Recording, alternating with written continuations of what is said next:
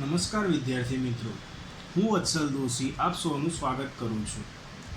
Last લેક્ચરમાં આપણે સ્વાધ્યાય 3.3 સુધી કમ્પ્લીટ કર્યું હતું, જેમાં પ્રશ્ન 3 થી પ્રશ્ન 12 સુધીના અલગ અલગ દાખલા આપણે ડિસ્કસ કર્યા હતા, જેમાં સમાંતર બાજુ ચતુષ્કોણના ગુણધર્મો વિશે વિસ્તૃતમાં અભ્યાસ હતો.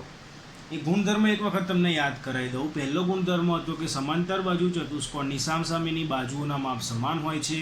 બીજો ગુણધર્મ હતો સમાંતર બાજુ ચતુષ્કોણના સામસામેના ખૂણા સમાન હોય છે. ત્રીજો ગુણધર્મ હતો સમાંતર બાજુ ચતુષ્કોણના પાસપાસેના ખૂણાઓ પૂરક હોય છે, એટલે કે પાસપાસેના ખૂણાઓનો માપનો સરવાળો 180 અંશ થાય છે. અને ચોથો ગુણધર્મ હતો કે સમાંતર બાજુ ચતુષ્કોણના વિકર્ણો તેમના છેદ બિંદુએ દુભાગે છે, એટલે બે વિકર્ણો જ્યાં છેદે ત્યાંથી એનું અડધો અડધો ભાગ કરી દે. બરાબર. હવે એ જ સમાંતર બાજુ ચતુષ્કોણના પ્રકાર ભણવાના છે. આપણે ગયા લેક્ચરમાં ચતુષ્કોણના પ્રકાર ભણ્યા હતા, જેમાં કયા કયા પ્રકાર ભણ્યા આપણે? સમલંબ ચતુષ્કોણ, પતંગાકાર ચતુષ્કોણ અને સમાંતર બાજુ ચતુષ્કોણ. હવે શું ભણવાનું છે? એ જે સમાંતર બાજુ ચતુષ્કોણ હતો એના પ્રકાર ભણવાના છે. બરાબર. હવે કોઈપણના પ્રકાર હોય, જેમ કે હું એમ કહું કે માણસના પ્રકાર કયા, તો તમે એમ કહેશો પુરુષ અને સ્ત્રી, બોય ઓર ગર્લ. બરાબર. હવે જે ગુણધર્મો માણસના હોય કે માણસને 2 હાથ હોય, માણસને 2 પગ હોય, બરાબર, 2 આંખો હોય, માણસ બોલી શકે, ખાઈ શકે, પી શકે, એ એના ગુણધર્મો થઈ ગયા. એ જ ગુણધર્મો છોકરા અને છોકરીને પણ લાગુ પડે, એના પ્રકારમાં લાગુ પડે ને. તો એવું જ કંઈક અહીંયા છે કે સમાંતર બાજુ ચતુષ્કોણના જો આપણે પ્રકાર ભણવા હોય તો જે ગુણધર્મો સમાંતર બાજુ ચતુષ્કોણના હોય એ જ ગુણધર્મો એના પ્રકારમાં પણ લાગુ પડે. સમજો છો મિત્રો?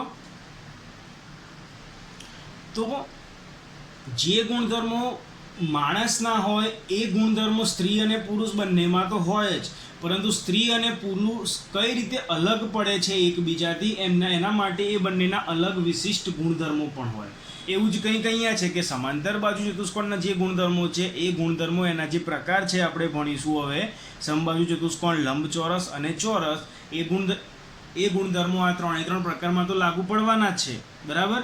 પરંતુ આ સમબાજુ ચતુષ્કોણમાં કંઈક વિશિષ્ટ ગુણધર્મ હશે જેના લીધે એને સમબાજુ કહેવાય છે. લંબચોરસમાં કંઈક વિશિષ્ટ ગુણધર્મ હશે એટલા માટે એને લંબચોરસ કહેવાય છે. ચોરસમાં કંઈક વિશિષ્ટ ગુણધર્મ હશે એટલા માટે એને ચોરસ કહેવાય છે. તો એ કયા ગુણધર્મના આધારે એમના નામ પડ્યા છે, એમની વ્યાખ્યા શું છે, એ જ હવે આપણે સમજવાનું છે. બરાબર. ધ્યાનથી સમજજો. પહેલો છે સમબાજુ ચતુષ્કોણ. એની મેં અહીંયા વ્યાખ્યા લખી છે કે જે ચતુષ્કોણની બધી જ બાજુની લંબાઈ સમાન હોય તેને સમબાજુ ચતુષ્કોણ કહેવાય છે.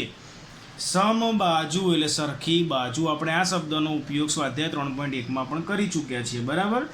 જે ચતુષ્કોણની બધી જ બાજુની લંબાઈ, સમબાજુ, સમ એટલે સરખી બાજુ એટલે બાજુઓ, તો જે ચતુષ્કોણની બધી જ બાજુઓની લંબાઈ સરખી હોય એને સમબાજુ ચતુષ્કોણ કહેવાય. શબ્દમાં જેનો મતલબ છે મિત્રો. હવે જોઈએ એક આકૃતિ ઉપરથી કે ધારો કે કોઈ એક ચતુષ્કોણ દોર્યો, ABCD નામ આપી દીધા. આ ચતુષ્કોણ સમબાજુ છે. કેમ કે જો અહીં દરેક ઉપર એક લાઈન કરી, એનો મતલબ કે ચારેયની લંબાઈ કેવી છે? સરખી છે, એટલે સમબાજુ થઈ ગયા. સમબાજુ એ સમાંતર બાજુનો પ્રકાર તો છે જ, એટલે સમાંતર બાજુમાં જે ગુણધર્મો આવે કે સામસામેની બાજુની લંબાઈ સમાન હોય, આ સામસામેના ખૂણા સમાન હોય, પાસપાસેના ખૂણાઓ પૂરક હોય અને વિકર્ણો પરસ્પર દુભાગે છે, એટલા 4 ગુણધર્મો તો આમાં લાગવાના જ છે. નવો ગુણધર્મ કયો આવ્યો? 4 બાજુઓની લંબાઈ સમાન હોય. કેવી રીતે? તો જુઓ, ધારો કે આ 5 હોય તો આ 5 થાય, આ 5 થાય અને આ 5 થાય. સમાંતર બાજુનો ગુણધર્મ શું છે કે સામસામેની બાજુની લંબાઈ સમાન. તો જુઓ, સામસામેની તો સરખી જ છે ને અહીંયા પણ, તો એ ગુણધર્મ તો લાગુ પડ્યો જ છે. વધારાનો ગુણધર્મ શું થઈ ગયો કે બધી જ બાજુઓ સરખી હોય. સમાંતર બાજુમાં બધી બાજુઓ સરખી હોતી નથી, તો આ આનાથી અલગ થઈ ગયો. બરાબર. અહીંયા મેં લખ્યું કે ચતુષ્કોણ ABCD સમબાજુ ચતુષ્કોણ છે, માટે AB બરાબર BC બરાબર CD બરાબર DA થાય. બધી બાજુઓના માપ કેવા હોય? સરખા થાય. સમાંતર બાજુના જે 4 ગુણધર્મો છે એ સમબાજુમાં તો લાગુ પડવાના જ છે, પરંતુ સમબાજુનો એક અલગ વિશિષ્ટ ગુણધર્મ જે છે કે સમબાજુ ચતુષ્કોણના વિકર્ણો એકબીજાને કાટખૂણે દુભાગે છે. હવે વિકર્ણો સમાંતર બાજુમાં દુભાગતા તો હતા જ, છેદતા તો હતા જ, એક સરખા 2 ભાગ કરતા તો હતા જ, પરંતુ સમબાજુમાં વિશિષ્ટ શું આવ્યું કે ચારે ભાગ જે પડે છે વિકર્ણો છેદવાના લીધે એ ચારે ચાર ભાગના ખૂણાઓ, આ ખૂણો કહો કે આ ખૂણો કહો કે આ ખૂણો કહો કે આ ખૂણો કહો, એ બધા જ ખૂણા કેવા હોય? કાટ ખૂણા, એટલે કે 90 અંશના હોય. બરાબર. તો ખાલી આટલો ગુણધર્મ તમને દેખાય કે કયા ચતુષ્કોણના વિકર્ણો એકબીજાને કાટખૂણે દુભાગે છે, તો તરત એમાં જવાબ શું આવશે? સમબાજુ ચતુષ્કોણ. સમજો છો મિત્રો? આ એનો વિશિષ્ટ ગુણધર્મ છે, એટલે આ સમબાજુ નામ પડ્યું એનું. બરાબર. તો અહીંયા મેં ખૂણાના નામ આપી દીધા. ધારો કે આ વચ્ચેનું બિંદુ છે અને મેં પી નામ આપી દીધું. ખૂણાના નામ આપી દીધા કે માપ ખૂણો એ પી બી, એટલે એ પી બી એટલે આ ખૂણો થઈ ગયો 90નો. પછી બી પી સી એટલે આ ખૂણો થઈ ગયો 90નો. પછી સી પી ડી એટલે આ ખૂણો થઈ ગયો 90નો. પછી ડી પી એ એટલે આ ખૂણો થઈ ગયો 90 અંશનો. બરાબર. એ જ વસ્તુ મેં અહીંયા લખી છે. સમજી ગયા મિત્રો? તો આ વાત હતી સમબાજુ ચતુષ્કોણની. બે વસ્તુ આમાં યાદ રાખવાની કે બધી જ બાજુઓની લંબાઈ સમાન હોય અને વિકર્ણો એકબીજાને કાટખૂણે દુભાગે છે. Clear friends? ઓકે. હવે બીજો જોઈએ એનો પ્રકાર. બીજો પ્રકાર છે લંબચોરસ. લંબચોરસ નામ તમે બહુ બધી વાર સાંભળ્યું હશે અત્યાર સુધીમાં. એને આપણે હવે ડિટેલમાં સમજીએ કે જે ચતુષ્કોણની સામસામેની બાજુઓ સમાન હોય, સામસામેની બાજુઓ તો સમાંતર બાજુમાં પણ સમાન હોય, એનો જ પ્રકાર છે. એટલે એ શબ્દ તો અહીંયા આવવાનો જ. તો જે ચતુષ્કોણની સામસામેની બાજુઓ સમાન હોય અને દરેક ખૂણા કાટખૂણા હોય, આ એનો ગુણધર્મ અલગથી થઈ ગયો કે દરેક ખૂણા કેવા હોવા જોઈએ?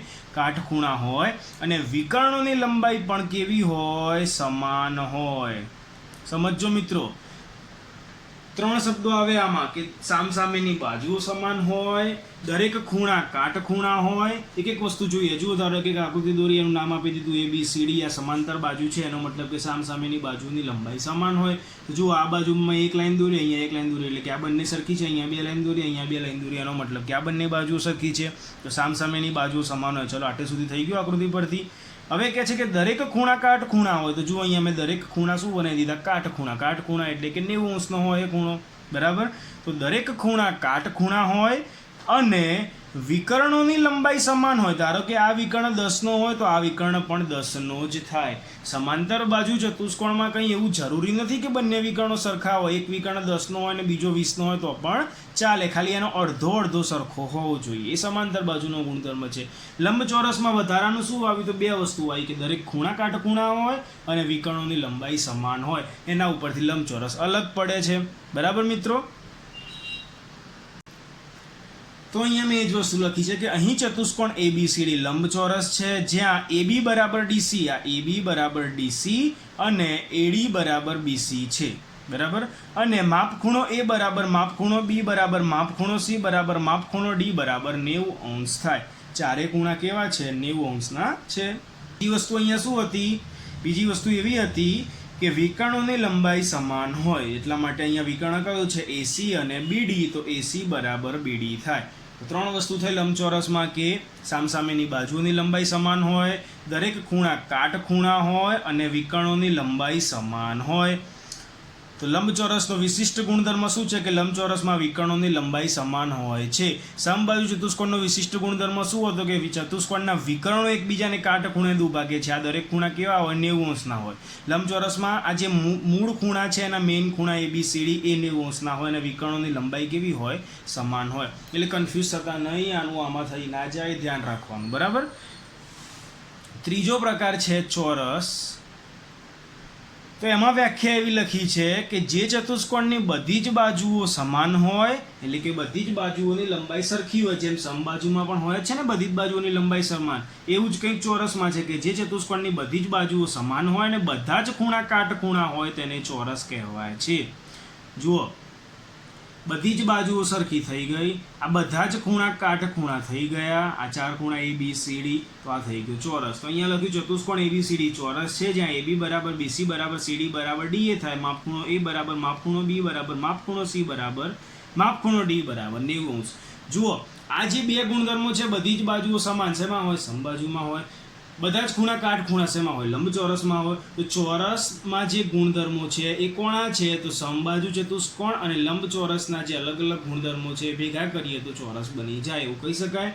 કેમ કે દરેક બાજુ સમાન હોય, સમબાજુનો ગુણધર્મ, અને દરેક ખૂણા કાટખૂણા હોય એ લંબચોરસનો ગુણધર્મ. બરાબર. તો આ ચોરસ થઈ ગયો. તો ચોરસના મેં અહીંયા ગુણધર્મો લખ્યા કે ચોરસના વિકર્ણો પરસ્પર દુભાગે છે. પરસ્પર દુભાગે છે શેમાં હોય? તો સમાંતર બાજુ ચતુષ્કોણમાં હોય, એટલા માટે ચોરસમાં હોય જ. ચોરસના વિકર્ણો સમાન લંબાઈના હોય છે. વિકર્ણોની લંબાઈ સમાન શેમાં હોય? આપણે હમણાં જ ભણી ગયા કે લંબચોરસમાં. એટલે લંબચોરસનો જે ગુણધર્મ હતો એ ચોરસમાં આવી ગયો. અને ત્રીજો ગુણધર્મ છે ચોરસના વિકર્ણો પરસ્પર લંબ હોય છે. એટલે દરેક વિકર્ણો અહીંયા કેટલાનો ખૂણો બનાવે? 90 ° ખૂણો બનાવે. તો આ 3 ગુણધર્મો થઈ ગયા ચોરસના. તે જ વસ્તુ મેં અહીંયા લખી આકૃતિ માટે કે AC બરાબર BD. આ AC બરાબર BD, વિકર્ણોની લંબાઈ સરખી થઈ ગઈ. બીજું લખ્યું કે માપ ખૂણો APB બરાબર 90 ° એટલે APB આ ખૂણો થઈ ગયો. પછી BPC, પછી CPD, પછી DPA બરાબર 90 °. તો આ થઈ ગયું. પછી લખ્યું વિકર્ણ AC માટે. આ જે AC વિકર્ણ છે એના માટે શું થાય? અડધો અડધો. AP બરાબર PC થાય. તો AP બરાબર PC એટલે કે શું? વિકર્ણો પરસ્પર દુભાગે છે. BD માટે, આ BD વિકર્ણ માટે શું થાય? BP બરાબર PD થાય. તો BP બરાબર PD થાય. તો આ થઈ ગયા ચોરસના ગુણધર્મો. મિત્રો ખ્યાલ આવી ગયા. સમબાજુના ગુણધર્મોમાં શું આવશે? દરેક બાજુની લંબાઈ સમાન હોય અને વિકર્ણો એકબીજાને કાટખૂણે દુભાગે છે. લંબચોરસના ગુણધર્મોમાં શું આવે? સામસામેની બાજુઓ સમાન હોય, દરેક ખૂણા કાટખૂણા હોય અને વિકર્ણોની લંબાઈ સમાન હોય. ચોરસના ગુણધર્મોમાં શું આવે? તો જે સમબાજુ અને લંબચોરસના છે એ બધા જ ગુણધર્મો ચોરસમાં આવી જાય. ખબર પડી ગઈ? ઓકે. એના પછી છે ઉદાહરણ 7. RICE સમબાજુ ચતુષ્કોણ છે તો XYZ શોધો. એક ચતુષ્કોણ આકૃતિમાં આપી દીધો છે તમને ચોપડીમાં ઉદાહરણ 7માં કે RICE, એનું નામ કહી દીધું કે સમબાજુ ચતુષ્કોણ છે. તો એમાંથી x, y અને z ની કિંમત શોધવાની. x ક્યાં છે, y ક્યાં છે અને z ક્યાં છે પહેલા એ જોઈ લઈએ. x તો અહીંયા છે. આ જે અડધી લાઈન છે, અડધો વિકર્ણ છે, એની લંબાઈ x આપી છે. આ જે અડધો વિકર્ણ છે એની લંબાઈ y આપી છે. અને આ જે બાજુનું માપ છે એની લંબાઈ z આપી છે. હવે ચતુષ્કોણ સમબાજુ હોય તો એના ગુણધર્મો તરત યાદ આવી જવા જોઈએ મિત્રો. કે પહેલો ગુણધર્મ હતો કે બધી જ બાજુની લંબાઈ સમાન હોય અને બીજો ગુણધર્મ તો વિકર્ણ કાટખૂણે દુભાગે છે. બરાબર. હવે દરેક બાજુની લંબાઈ સમાન હોય એટલે આ બધી એની બાજુ થઈ. E, R, R, I, C અને CE આ 4 બાજુઓ થઈ ગઈ. આ એક બાજુની લંબાઈ જો 13 આપી હોય તો બધી જ બાજુઓ કેટલાની થાય? 13 ની થાય. એટલે આ Z બરાબર શું થઈ ગયું? પહેલા તો 13 થઈ ગયું. તો એ જ વસ્તુ અહીંયા લખ્યું કે અહીં ચતુષ્કોણ RICE સમબાજુ ચતુષ્કોણ છે. સમબાજુ ચતુષ્કોણની બધી જ બાજુઓની લંબાઈ સમાન હોય છે. જો મિત્રો હોય તો ડાયરેક્ટ અહીંયા લખી નહીં દેવાનું. પહેલા ગુણધર્મ શું છે એક વાક્ય લખી દેવાનું, જેથી કરીને તમને ક્યાંય માર્ક્સ કપાવવાની સંભાવના ના રહે. બરાબર. તો RI બરાબર IC બરાબર CE બરાબર ER બરાબર Z બરાબર કેટલા? 13. Z ની કિંમત કેટલી થઈ જાય? 13 થઈ જાય, કેમ કે બધી જ બાજુઓ સરખી હોય. હવે વિકર્ણો. વિકર્ણ માટે ગુણધર્મ હતો કે વિકર્ણો પરસ્પર કાટખૂણે દુભાગે છે. પરંતુ બીજો એક હતો કે વિકર્ણો પરસ્પર દુભાગે છે. એ ગુણધર્મ કોનો હતો? સમાંતર બાજુનો. જે ગુણધર્મ સમાંતર બાજુ ચતુષ્કોણનો હોય એ જ ગુણધર્મ સમબાજુનો પણ હોય જ. એટલે કે આ અડધો જેટલો હોય એટલો જ આ અડધો થાય, આ અડધો જેટલો હોય એટલો જ આ અડધો થાય. તો x બરાબર શું થાય? 5 થઈ જાય. y બરાબર શું થઈ જાય? 12 થઈ જાય. સમબાજુ ચતુષ્કોણના વિકર્ણો પરસ્પર દુભાગે છે માટે OE એટલે આ OE બરાબર OI થાય. OE કેટલા છે? x. OI કેટલા છે? 5. અને એવું ને એવું આ વિકર્ણ માટે કે OC બરાબર OR થાય. OC કેટલા છે? 12 ને OR કેટલા છે? y. તો y બરાબર કેટલા થઈ ગયા મિત્રો? 12. ખાલી ગુણધર્મ યાદ રહેવા જોઈએ, પછી દાખલો એમને એમ ગણાઈ જશે એમ કહું તો પણ ચાલે. બરાબર. હવે એના પછી ઉદાહરણ 8. RENT લંબચોરસ છે. જુઓ લંબચોરસ આવી. લંબચોરસના ગુણધર્મો કયા કયા? કે સામસામેની બાજુઓની લંબાઈ સમાન હોય, વિકર્ણોની લંબાઈ પણ સમાન હોય અને બધા જ ખૂણા કાટખૂણા હોય. અહીંયા એક આકૃતિ આપી છે RENT જે લંબચોરસ છે. એમાં શું આપ્યું છે જોઈએ. વચ્ચે આ છેદબિંદુને O નામ આપી દીધું. આટલું અડધું છે 2x + 4, આટલું અડધું છે 3x + 1. લંબચોરસનો મહત્વનો ગુણધર્મ એ હતો કે વિકર્ણોની લંબાઈ સમાન હોય. એટલે ધારો કે આટલો વિકર્ણ 10 હોય તો આટલો પણ આખો કેટલો થાય? 10 હોય. 10 મેં ધાર્યું છે ખાલી એક સંખ્યા. બરાબર. એટલે આ જેટલો હોય એટલો જ આ હોય. તો આ અડધો જેટલો હોય એટલો જ આ અડધો થાય. કેમ કે જો આખો સરખો હોય તો અડધો પણ સરખો થાય. એકદમ સિમ્પલ લોજિક છે મિત્રો. ઓકે. તો લંબચોરસના વિકર્ણોની લંબાઈ સમાન હોય છે માટે TE બરાબર RN. TE બરાબર RN થાય. આખા વિકર્ણો તો એના અડધા. TO બરાબર RO થાય. જો આખા સરખા તો અડધા પણ સરખા. TO બરાબર RO. TO કેટલા છે? તો 3x + 1. RO કેટલા છે? તો 2x + 4. તો મૂકે અહીંયા 2x + 4. હવે x ની કિંમત શોધવી છે તો x વાળા પદ એક બાજુ લાવી દીધા, +2x આ બાજુ આવી ગયા તો -2x થઈ ગયા. તો તો 3x - 2. અચળ પદો બીજી બાજુ લઈ જઈએ, અહીંયા +4 તો હતા એમના એમ, +1 આ બાજુ આવ્યા તો -1 થઈ ગયા. 3x માંથી 2x જાય તો 1x, આગળ 1 ના લખો તો ચાલી જાય, એટલે x બરાબર 4 માંથી 1 જાય તો 3, તો x ની કિંમત શું આવી ગઈ? 3 આવી ગઈ. તો આ થઈ ગયો જવાબ. એના પછી છે સ્વાધ્યાય 3.4. સ્વાધ્યાય 3.4 નો પહેલો જ પ્રશ્ન છે કે નીચેના વિધાનો સાચા છે કે ખોટા તે જણાવો. હવે વિધાનો સાચા છે કે ખોટા તે જણાવો. અહીંયા ABCDEFGH એમ કુલ 8 વિધાનો છે, જેમાં તમારે ખરું કે ખોટું લખવાનું છે. મિત્રો અહીંયા કંઈ ગોખવાનું નથી, યાદ નથી રાખવાનું કે સાચું આવે કે ખોટું આવે, આપણે સમજવાનું છે. સમજણ ત્યારે જ પડશે જ્યારે હમણાં મેં જે તમને ચતુષ્કોણના પ્રકાર સમજાવ્યા, સમાંતર બાજુ ચતુષ્કોણના જે પ્રકાર સમજાવ્યા અને એના અલગ અલગ ગુણધર્મો સમજાવ્યા, જો એ બરાબર સમજ્યા હશો તો અહીંયા તરફ ખ્યાલ આવી જશે. બરાબર? કયા ગુણધર્મના લીધે સમબાજુ, લંબચોરસ અને ચોરસ બધા એકબીજાથી અલગ અલગ પડે છે તે યાદ હશે ત્યારે જ તમને આ ગુણધર્મોમાં ખબર પડશે અહીંયા ખરા ખોટામાં. બરાબર? પહેલું છે કે દરેક લંબચોરસ એ ચોરસ છે. હવે દરેક લંબચોરસ એ ચોરસ છે, વિધાન ખરું કે ખોટું તો હું તમને સમજાવું છું. કે ધારો કે આ એક લંબચોરસ દોર્યું અને આ એક ચોરસ દોર્યું. ચોરસમાં શું હોય? બધી જ બાજુઓ સરખી હોય. લંબચોરસમાં શું હોય? સામસામેની આ બે સરખી હોય અને સામસામેની આ બંને સરખી હોય. તો શું દરેક લંબચોરસ એ ચોરસ કહેવાય? વિચારો. નહીં કહેવાય. કેમ મિત્રો? કેમ કે લંબચોરસમાં એવું નથી ગુણધર્મ કે ચારે બાજુઓ સમાન હોય એવું આવે, લંબચોરસમાં ના આવે, પરંતુ ચોરસમાં શું આવે? ચારે બાજુઓ સમાન હોય. એટલા માટે દરેક લંબચોરસ એ ચોરસ નથી. સમજી ગયા? ઓકે. તો પહેલામાં શું આવશે? ખોટું. બીજો કે દરેક સમબાજુ ચતુષ્કોણ એ સમાંતર બાજુ ચતુષ્કોણ છે. તો સાચું જ. કેમ? કેમ કે સમબાજુ ચતુષ્કોણ એ સમાંતર બાજુ ચતુષ્કોણનો જ પ્રકાર છે. બરાબર? સમબાજુ એ સમાંતર બાજુ ચતુષ્કોણ છે. જેમ કે દરેક છોકરો એ માણસ છે, એવી વાત થઈ ગયા. બરાબર? ઓકે. એના પછી સી કે દરેક ચોરસ સમબાજુ ચતુષ્કોણ છે તેમજ લંબચોરસ પણ છે. જુઓ મિત્રો, મેં તમને હમણાં જ કીધું કે સમબાજુ અને લંબચોરસના જે ગુણધર્મો છે દરેક ગુણધર્મ ચોરસમાં પણ આવે જ. એટલે ચોરસને સમબાજુએ કહેવાય અને ચોરસને લંબચોરસ પણ કહેવાય. તો એ વાત શું થઈ ગઈ? સાચી થઈ ગઈ. આપણે જે સમજ્યા છીએ એ જ વસ્તુને અહીંયા ખરા ખોટામાં પૂછી છે. બરાબર? એના પછી છે કે દરેક ચોરસ સમાંતર બાજુ ચતુષ્કોણ નથી.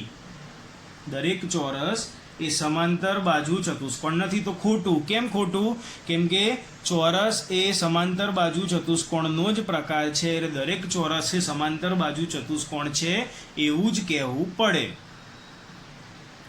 બરાબર? એના પછી છે ઈ કે દરેક પતંગાકાર ચતુષ્કોણ સમબાજુ ચતુષ્કોણ છે. પતંગાકાર ચતુષ્કોણની વ્યાખ્યા શું હતી? આપણે સ્વાધ્યાય 3.3 વખતે ભણ્યા કે પાસ પાસેની બાજુઓની માત્ર એક જ જોડ સરખી હોય. જ્યારે સમબાજુની વ્યાખ્યા શું છે? કે બધી જ બાજુઓ સરખી હોય. એટલા માટે અહીંયા શું આવશે? ખોટું. કેમ કે પતંગાકારને સમબાજુ કહી શકાય નહીં. કેમ? ખબર પડી ગઈ? એની વ્યાખ્યા ખબર હશે તો તરત યાદ આવી જશે. એના પછી છે એફ કે દરેક સમબાજુ ચતુષ્કોણ પતંગ આકાર ચતુષ્કોણ છે. જુઓ, હમણાં આપણે શું વિધાન જોયું કે દરેક પતંગાકાર ચતુષ્કોણ સમબાજુ છે, તો ખોટું લખ્યું. કેમ? કેમ કે પતંગાકારની વ્યાખ્યા હતી કે પાસ પાસેની બાજુઓની એક જ જોડ સરખી હોય, જ્યારે સમબાજુની જોડો બધી જ સરખી હોય. અહીંયા એનાથી થોડું ઊંધું પૂછ્યું છે. તમને આકૃતિથી સમજાવું કે જુઓ, ધારો કે આ એક પતંગાકાર ચતુષ્કોણ થઈ ગયું. બરાબર? આ બંને બાજુઓ સરખી હોય અને આ બંને બાજુઓ સરખી હોય. આ એક સમબાજુ ચતુષ્કોણ થઈ ગયું જેની બધી જ બાજુઓ કેવી હોય? સરખી હોય. તો શું કહે છે કે શું આ પતંગ આકારને સમબાજુ કહેવાય? તો ના કહેવાય. કેમ ના કહેવાય? કેમ કે અહીંયા એક એક જ પાસેની બાજુઓ સરખી છે, અહીંયા બધી જ બાજુઓ સરખી છે. જ્યારે ઊંધું વિચારીએ તો શું સમબાજુને પતંગ આકાર કહેવાય? તો કહેવાશે. કેમ? કેમ કે જુઓ, પાસેની બાજુઓની આ એક જોડ સમાન થઈ ગઈ અને પાસેની બાજુઓની આ બીજી જોડ સમાન થઈ ગઈ. તો પાસેની બાજુઓની બંને જોડો કેવી હોય? સરખી હોય. તો ઊંધું પૂછીએ તો કહી શકાય. સમજ્યા મિત્રો? આ કેવી વાત છે કે દરેક સમબાજુ ચતુષ્કોણ એ સમાંતર બાજુ ચતુષ્કોણ છે? તો હા છે. કેમ કે જે છોકરો એ માણસ કહેવાય એવી વાત થઈ. પરંતુ એવું કહી શકાય કે દરેક માણસ એ છોકરો હશે? ના. બરાબર. કેમ કે માણસ તો છોકરો હોઈ શકે અને છોકરી હોઈ શકે. એવું જ કે દરેક સમાંતર બાજુ ચતુષ્કોણને શું સમબાજુ કહેવાય? ના, કોઈક ચોરસે હોય, કોઈક લંબચોરસે અને કોઈક સમબાજુ હોય. એવી જ વસ્તુ થઈ કે દરેક પતંગાકાર ચતુષ્કોણ એ સમબાજુ તો નથી, પરંતુ દરેક સમબાજુ ચતુષ્કોણ એ પતંગાકાર તો છે. બરાબર મિત્રો, ખબર પડી ગઈ? તો અહીંયા શું આવશે? સાચું. એના પછી છે જી, કે દરેક સમાંતર બાજુ ચતુષ્કોણ એ સમલંબ ચતુષ્કોણ છે. તો એનો જવાબ આવશે સાચું. કેમ? તો જરા એ સમજી લો. સમાંતર બાજુ એટલે શું? એની વ્યાખ્યા તમને ખબર હશે. આપણે 3.3 ભણી ગયા કે સામસામેની બાજુઓની બંને જોડ એકબીજાને સમાંતર હોય. ધારો કે આની દિશા આમ છે તો આની દિશા એમ જ હોવી જોઈએ, આની દિશા આમ છે તો આની દિશા એમ જ હોવી જોઈએ. સામસામેની બાજુઓની બંને જોડ એકબીજાને સમાંતર હોવી જોઈએ, તો એ સમાંતર બાજુ થઈ ગયું. અને સામસામેની બાજુઓની કોઈ એક જોડ પણ જો સમાંતર હોય, જેમ કે આ બંને સમાંતર હોય, આ બંને ના હોય તો પણ ચાલે. તો શું થઈ ગયું? એક જ જોડ સમાંતર હોય તો એને કહેવાય સમલંબ ચતુષ્કોણ, અને બંને સમાંતર હોય તો એને શું કહેવાશે? સમાંતર બાજુ ચતુષ્કોણ.